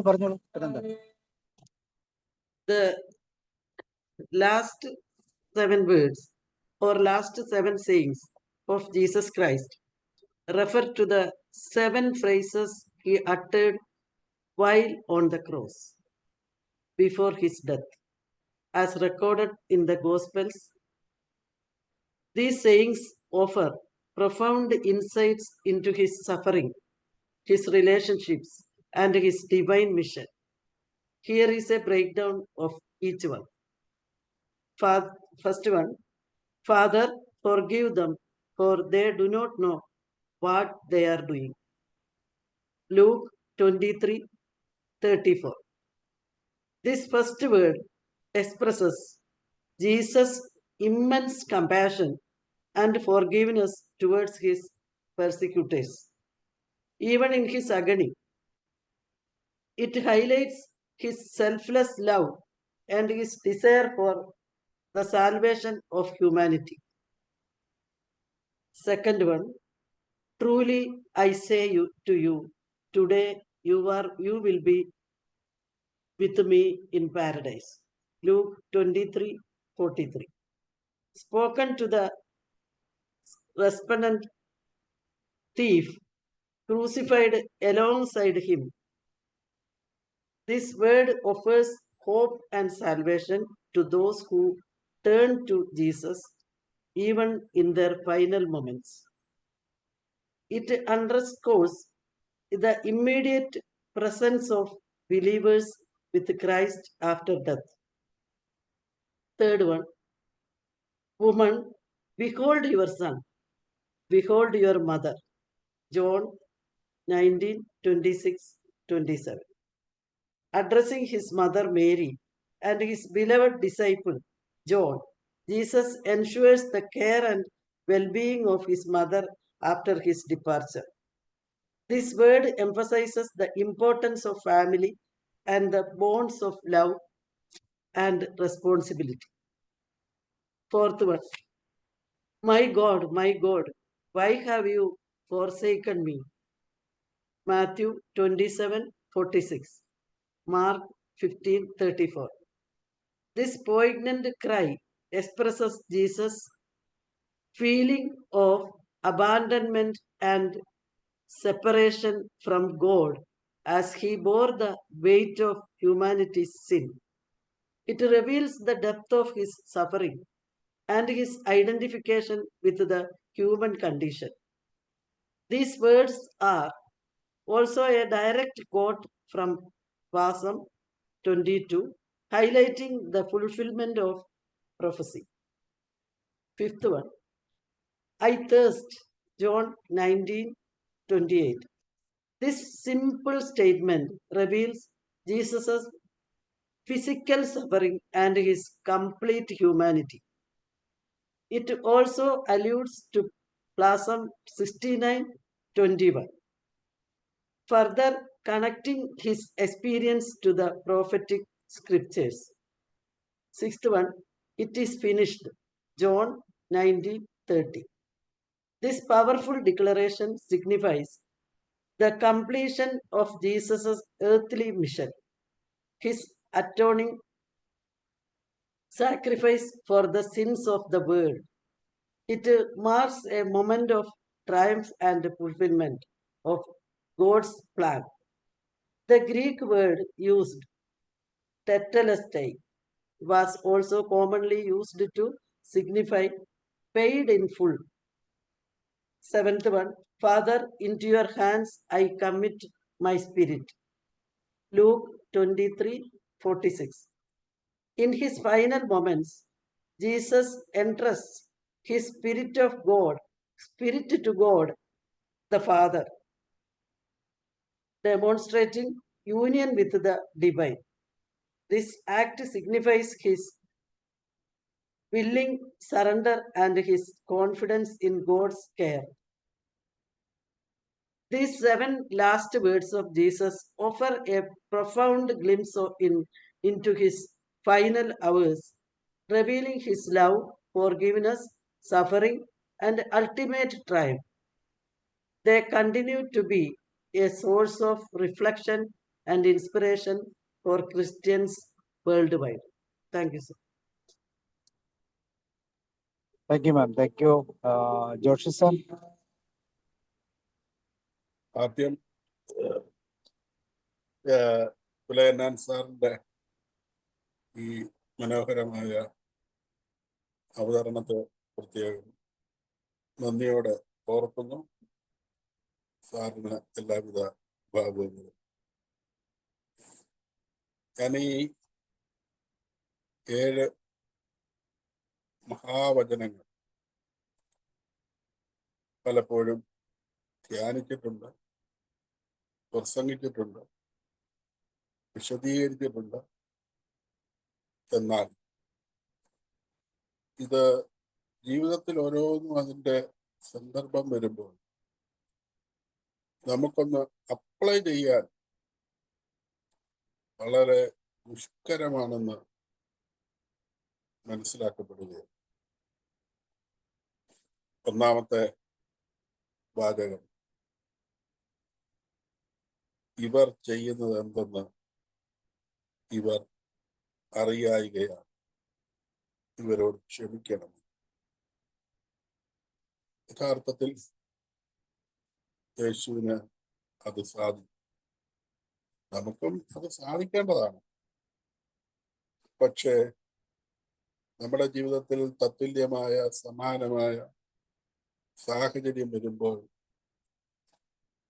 ഇപ്പോൾ അങ്ങനെ ഒരു സാഹചര്യം മുമ്പിലില്ലാത്തത് കൊണ്ട്, അല്ലെങ്കിൽ അഭിമുഖീകരിക്കുന്നില്ലാത്തത് കൊണ്ട് ഒരുപക്ഷെ ഈസിയായി പറയാൻ പറ്റിയ, എന്നാൽ വളരെ ബുദ്ധിമുട്ട് പിടിച്ച കാര്യം തന്നെയാണ്. കുരിശിൽ കിടക്കുന്നവർ, കുരിശിൽ കിടന്നുകൊണ്ട് കുരിശിൽ കിടക്കുന്നവർ പർദീസായിലായിരിക്കുമെന്ന് പറയുന്നു. അപ്പൊ ഇതിന് നമുക്കത് പ്രാക്ടീസ് ചെയ്യണമെന്നുണ്ടെങ്കിൽ, ജീവിതത്തിൽ വന്ന് ഭവിക്കുമ്പോൾ അത് അതേപടി പകർത്തണമെന്നുണ്ടെങ്കിൽ പകർത്തുമോ എന്ന് ആർക്കും ഒരുപക്ഷെ നല്ല സാമാന്യം ഭേദപ്പെട്ട സൗകര്യത്തിൽ കഴിയുമ്പോൾ ഉറപ്പില്ല. കാരണം ഞാൻ പലരെയും കണ്ടിട്ടുണ്ട്. അവരുടെ കഷ്ടപ്പാടിന്റെയും വേദനയുടെയും വാർദ്ധക്യത്തിന്റെയും രോഗത്തിന്റെ വല്ലാത്ത പിടിയിലും ഒക്കെ പെടുമ്പോൾ അവരൊക്കെ അക്ഷമരാകുന്നതും എന്തെന്നില്ലാത്തവണ്ണം അരിശപ്പെടുന്നതും ഒക്കെ കണ്ടു. അതിനുള്ള ഏറ്റവും വലിയ തെളിവ് ഞാൻ ഇന്നലെ പ്രസംഗിച്ചപ്പോഴും പറഞ്ഞു, ഇതാരെങ്കിലും ഒക്കെ അനുവർത്തിക്കുന്നില്ല അല്ലെങ്കിൽ ഓപ്പോസിറ്റായി പെരുമാറുന്നു എന്നുള്ളത് അങ്ങനെ ചെയ്യാനായിട്ടുള്ള ലൈസൻസ് ഒന്നുമല്ല. അല്ലെങ്കിൽ അവരെ അന്ന് കാണേണ്ടത് യേശുവിനെയാണ് കാണേണ്ടത് എന്ന് ഞാനും പ്രസംഗിച്ചു. പക്ഷേ അതെന്താണ് അതിന്റെ ഒരു കോൺഫ്ലിക്റ്റ്, അതിന്റെ ആ ദുഷ്കരത ഞങ്ങളുടെ ഈ പ്രീസ്റ്റ് ഹോമൊക്കെ ഉണ്ട്. അല്ലെങ്കിൽ എല്ലാ യുവതകൾക്കും ഒരുപക്ഷെ പ്രീസ്റ്റ് ഹോമുകൾ കാണും. പലരുമൊക്കെ എത്രമാത്രം അക്ഷമരാണ് ഈ ഈ അതായത് തനിച്ചൊരു കാര്യവും ചെയ്യാൻ മേലാതെ വരുന്ന ആ ഒരു അവസരത്തിൽ ഞാൻ കണ്ടിട്ടുണ്ട്. അപ്പോഴും നമ്മൾ ഓർത്തിട്ടുണ്ട്, എന്തുകൊണ്ടാ ദൈവമേ ഇവരൊക്കെ ഇങ്ങനെ. പക്ഷെ അത് ഒരു അസാമാന്യമായ പവർ വേണ്ട ഒരു സംഗതിയാണ്. കൂട്ടായിട്ടും അല്ലാതെയും ഒക്കെ നമ്മൾ ചിന്തിക്കണം, ഇനിയും എങ്ങനെ നമുക്കിത് സ്വായത്തമാക്കാം. ഞാൻ അതിനെക്കുറിച്ച് വളരെ ശക്തമായി ചിന്തിച്ചുകൊണ്ടിരിക്കുകയാണ് ഇപ്പോൾ. ചുമ്മാ ഒരു തമാശ പറയുമല്ല, അതിശക്തമായിട്ട് ആ ഒരു ചിന്തയിലാണ്. ഈ പറഞ്ഞ 7 വാക്യങ്ങളും എന്നെ സംബന്ധിച്ചിടത്തോളം നിലവിൽ പ്രസക്തമാണ്. 7 7 1-2 ഏറ്റവും അവസാനത്തെ അവസരത്തിൽ പിതാവിന്റെ കരങ്ങളിൽ സമർപ്പിക്കുന്നു എന്നുള്ളതൊക്കെ ഇനി വരാനിരിക്കുന്നത്. എങ്കിൽ പോലും പലതിനെയും അതിൻ്റെയൊക്കെ ഒരു മുന്നാസ്വാദനം പോലെ പലതും നമ്മൾ നേരിടേണ്ടതുണ്ട്. അത് അതിനുള്ള ശക്തിയാണ് ഓരോ ദിവസവും പ്രാർത്ഥിക്കുന്നത്. ഇന്നലെ ഞാൻ ദുഃഖവള്ളിയുടെ പ്രസംഗം പറഞ്ഞു കഴിഞ്ഞ് ഞാൻ എൻ്റെ മനസ്സിലേക്ക് ഇത് തന്നെ ഞാൻ ഉരുവിടുകയാണ്.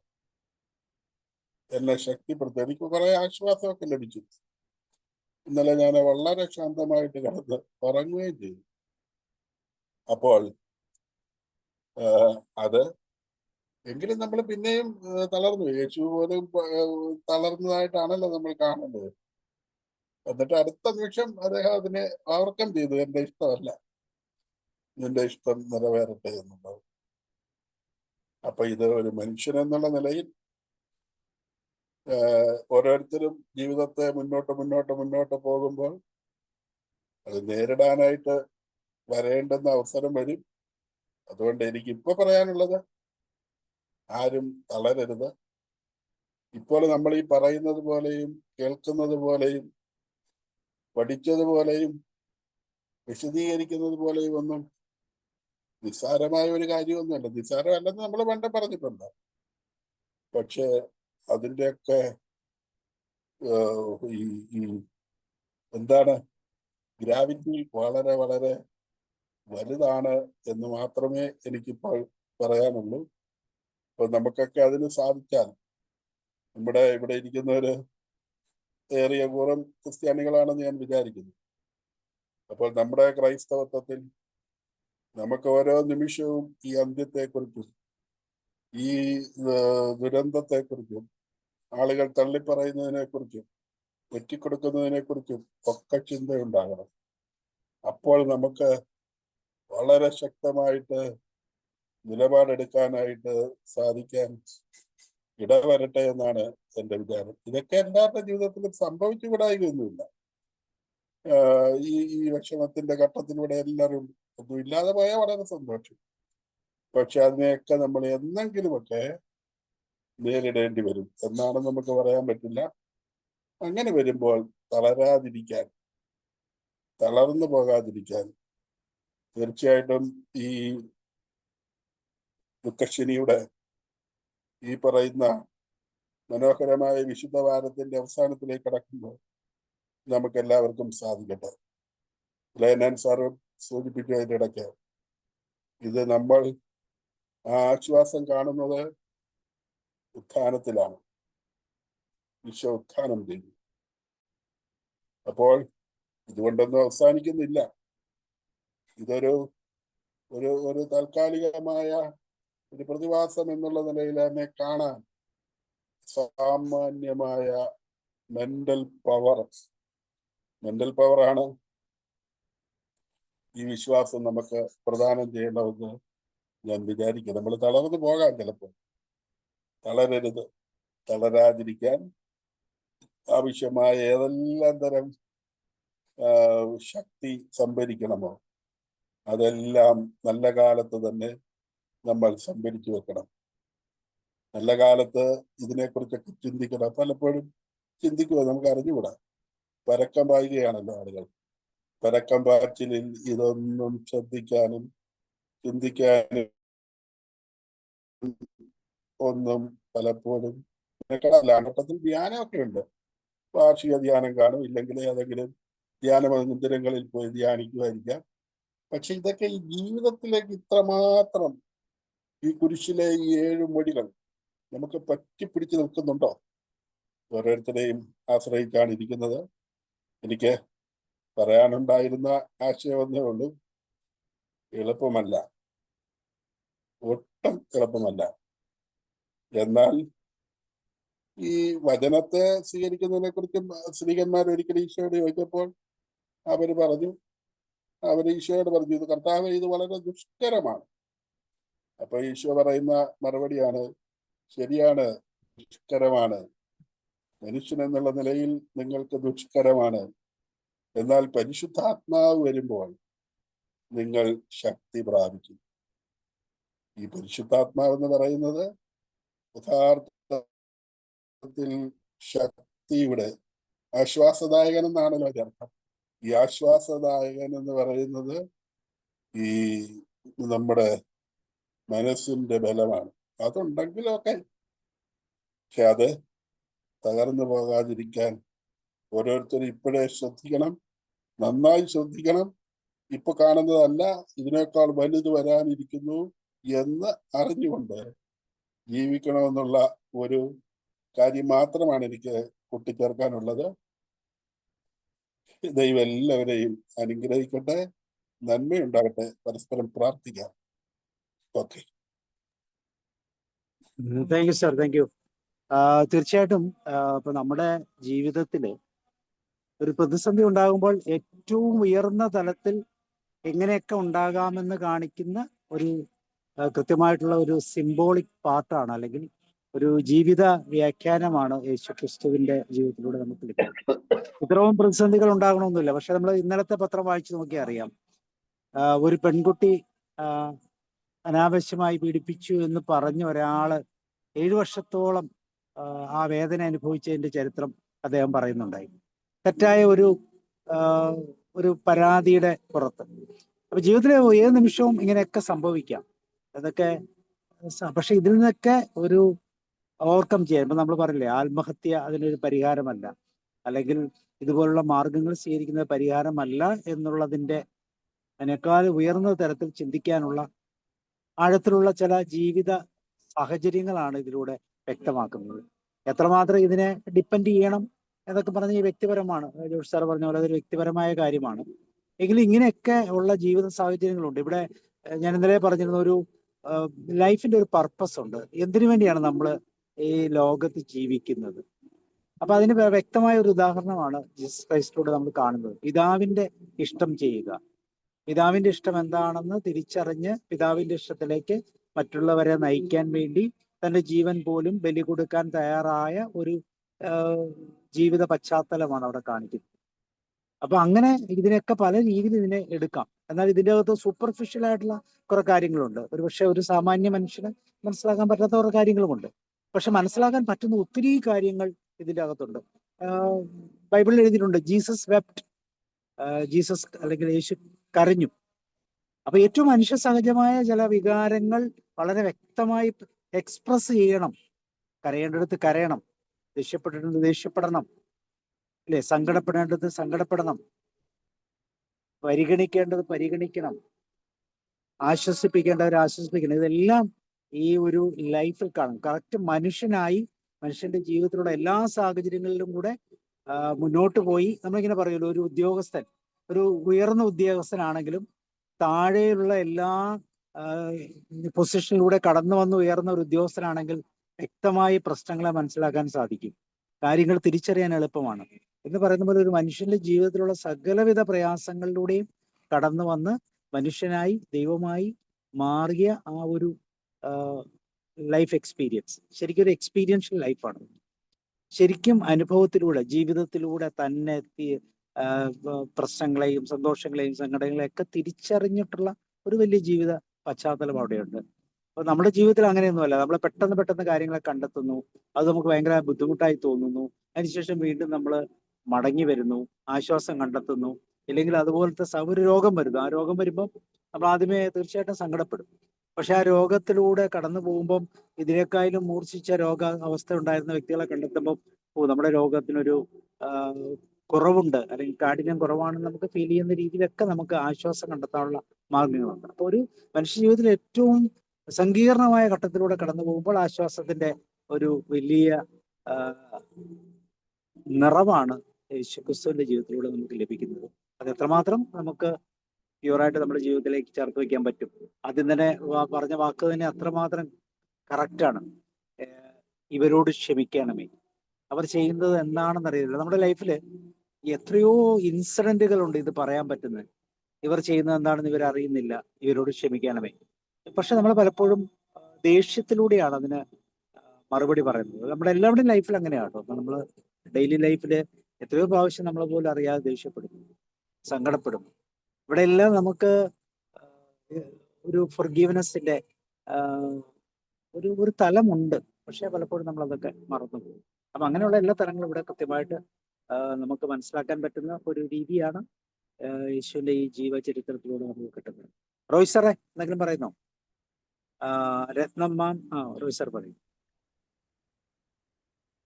ജീവിതത്തിലൂടെ നമ്മൾ കടന്നു പോകുമ്പോൾ സംഭവിക്കാവുന്ന കാര്യങ്ങളെ എങ്ങനെ നേരിടണമെന്ന് വളരെ ഭംഗിയായ രീതിയിൽ യേശുക്രിസ്തുവിൻ്റെ കുരിശിൽ കിടന്നപ്പോഴത്തെ 7 വചനങ്ങളുമായി വിശദീകരിച്ച ലേർണൻ സാറിന് കഴിഞ്ഞ ഈസ്റ്റർ ദിനത്തിലും ഇത് ഞാൻ കേട്ടു.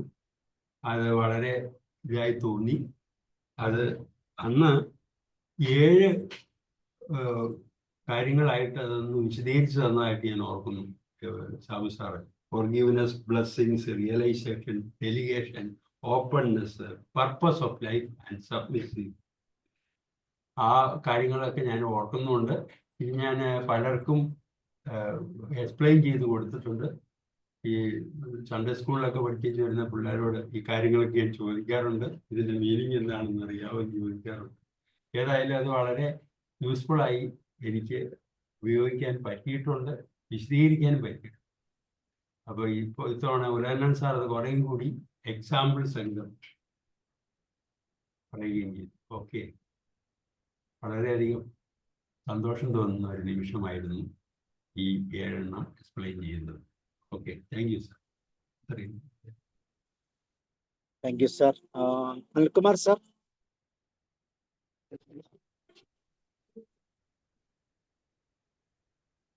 എന്തായാലും യോഹന്നാൻ സാറിന് ഈ ബൈബിള് നല്ലപോലെ വായിച്ച് മനസ്സിലാക്കിയിട്ടുള്ള ഒരു മാന്യ അദ്ദേഹമാണ് യോഹന്നാൻ സാറ്.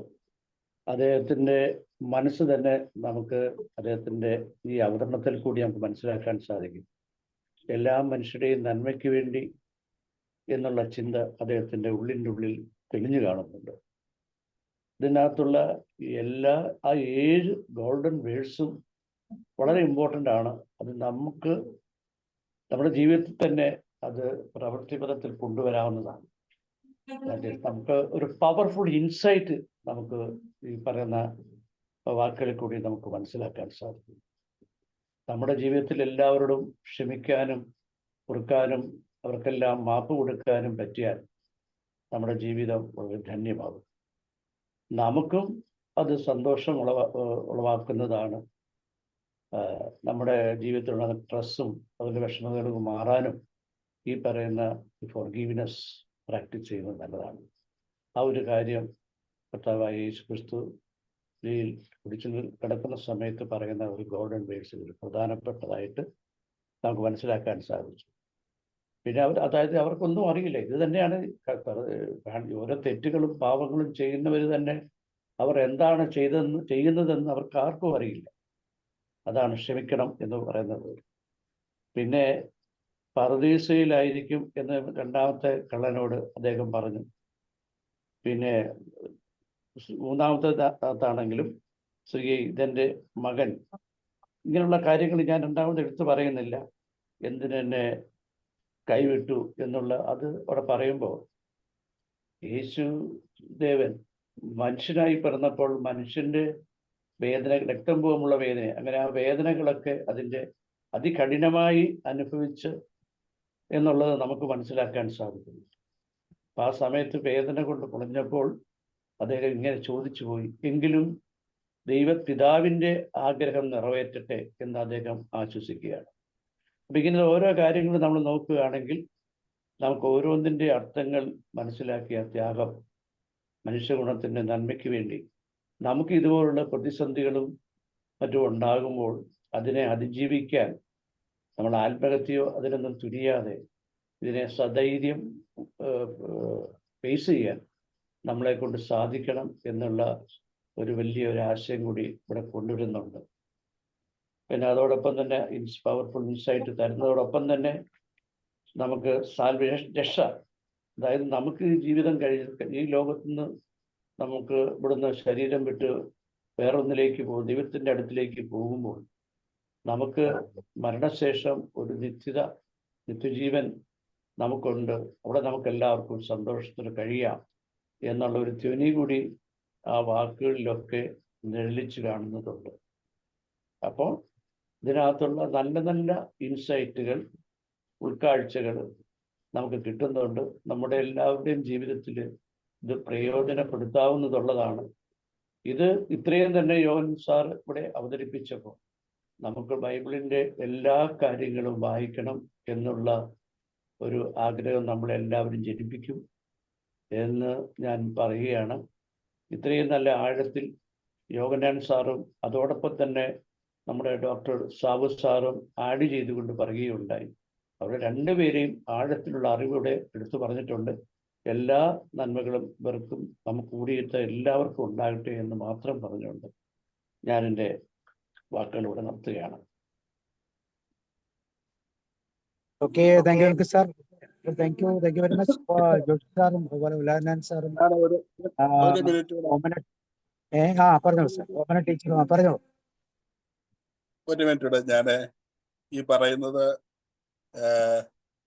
ഈ വിഷയത്തെ താഴ്ത്തിക്കെട്ടുന്ന നിലയിൽ ഒരിക്കലും കാണില്ല. നിങ്ങൾക്കും ബാക്കിയുള്ളവർക്കൊക്കെ ഉപകാരപ്പെടണം എന്നുള്ള ഒരു വിചാരത്തിൽ പറയുക. ഇതിൻ്റെ അകത്ത് പറഞ്ഞ വാചകങ്ങളില് എന്നെ ഇപ്പോൾ സംബന്ധിച്ച് പ്രസക്തമായ ഒരു വാചകം ഇതാണ്: കഴിയുമെങ്കിൽ ഇതകന്നു പോകണം, എങ്കിലും എൻ്റെ ഇഷ്ടമല്ല അവിടുത്തെ ഇഷ്ടം നിറവേറട്ടെ.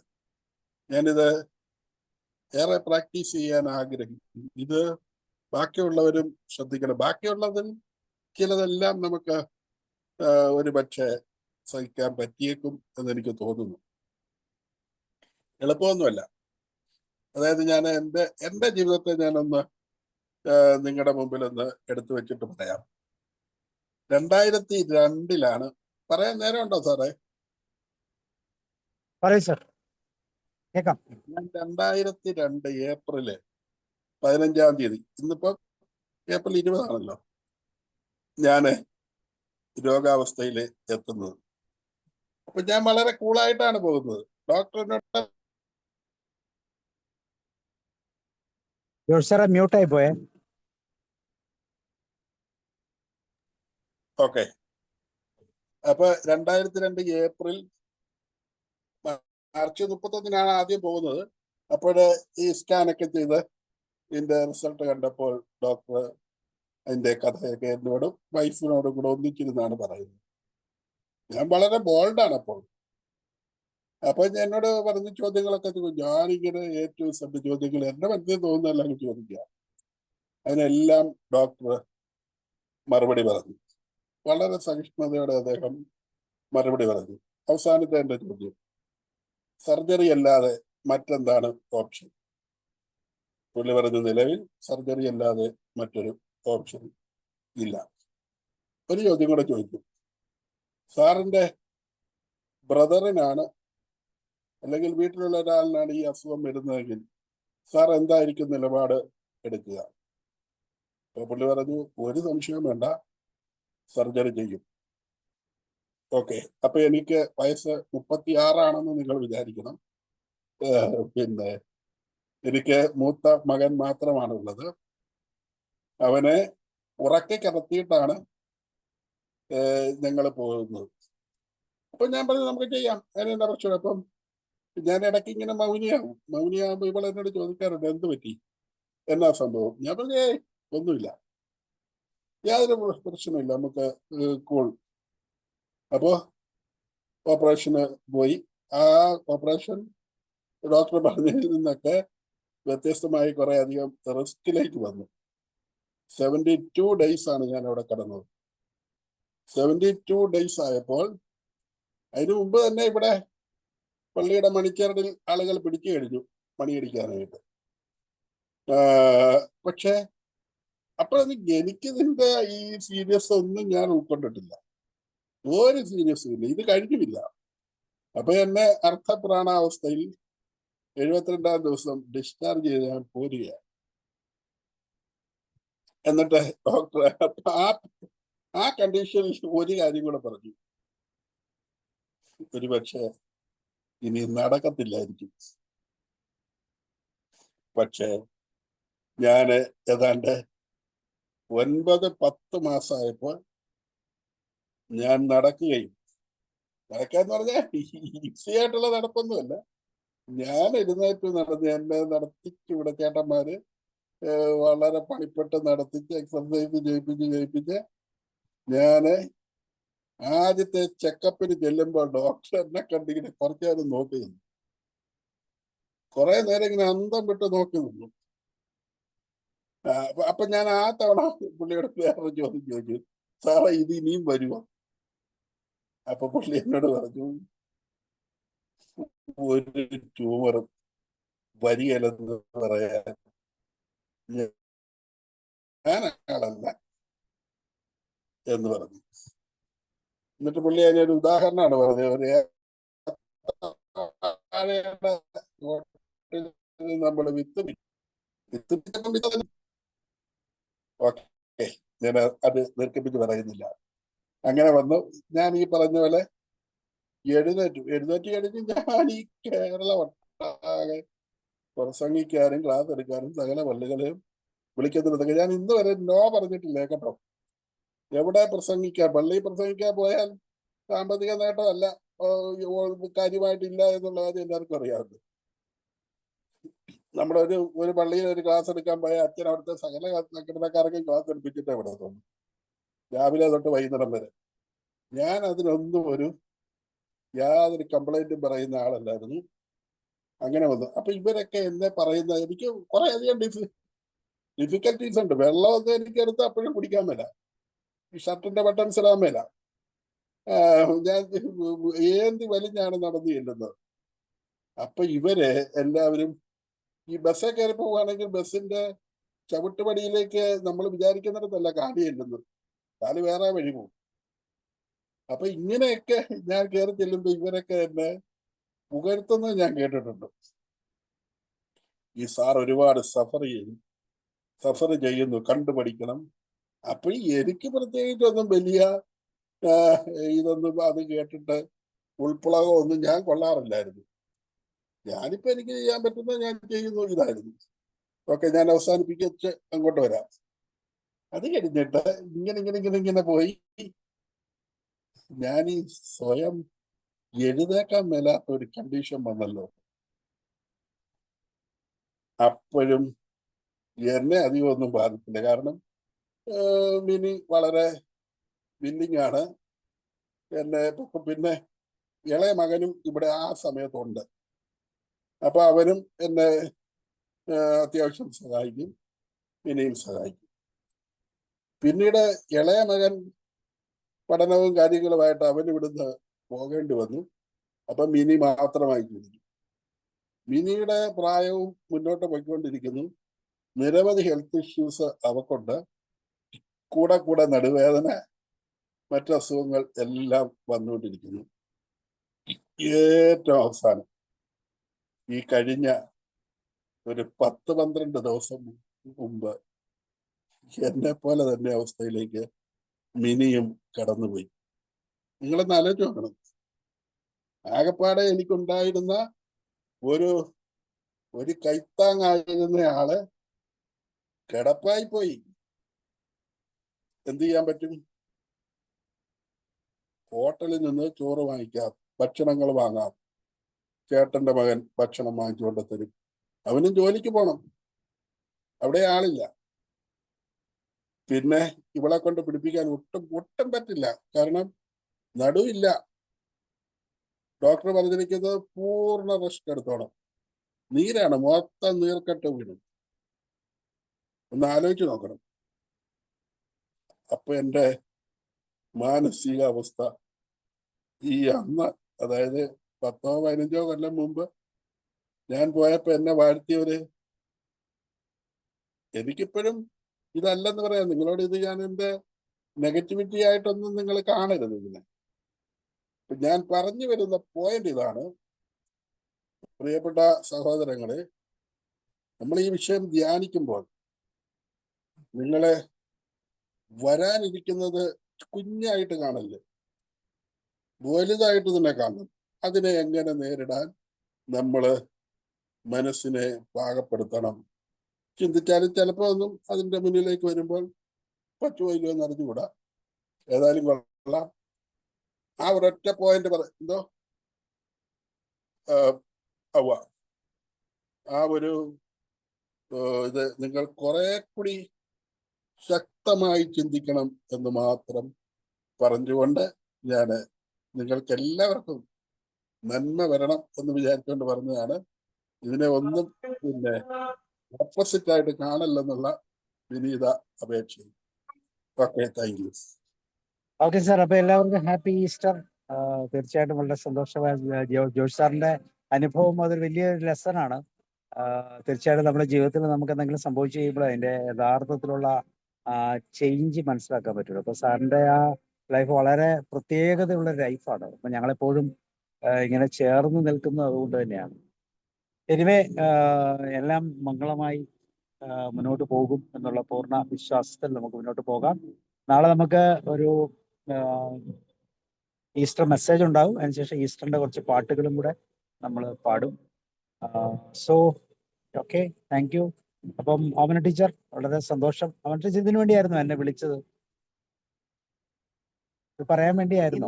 ഇന്നലെ ഞാൻ 7 മണി ആയപ്പോഴേ ഇത് കണ്ടത്. ഞാൻ പറഞ്ഞില്ലേ, ആൻഡ്രോ മൈക്കിൾ സാറൊക്കെ വന്ന കാരണം അവരുടെ കൂടെ പോയായിരുന്നു. അല്ല, ഇന്ന് എന്നെ വിളിച്ചായിരുന്നല്ലോ.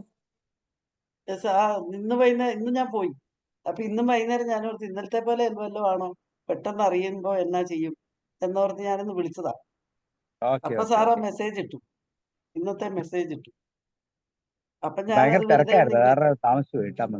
അല്ല, അപ്പൊ ഞാൻ ഓർത്തു എങ്ങാനും ചാൻസ് വരുവാണെങ്കിൽ ഇംഗ്ലീഷിൽ അതൊന്ന് പറഞ്ഞേക്കാന്ന് ഓർത്ത് ഞാൻ ഉണ്ടാക്കി വെച്ചതാ.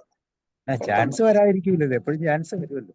അങ്ങനെയല്ല, ഇവിടെ നാളെയും റെഡി ആയിരിക്കും പാട്ട് പാടാൻ പാടാം. ഈസ്റ്ററിന്റെ മെസ്സേജ്. ഓക്കെ. അപ്പൊ Alkumar sir, thank you. Roy sir, Joshi sir, Snehalatha ma'am, Mulakannan sir, Omana ma'am, എല്ലാവർക്കും happy Easter. Okay, good night, see U.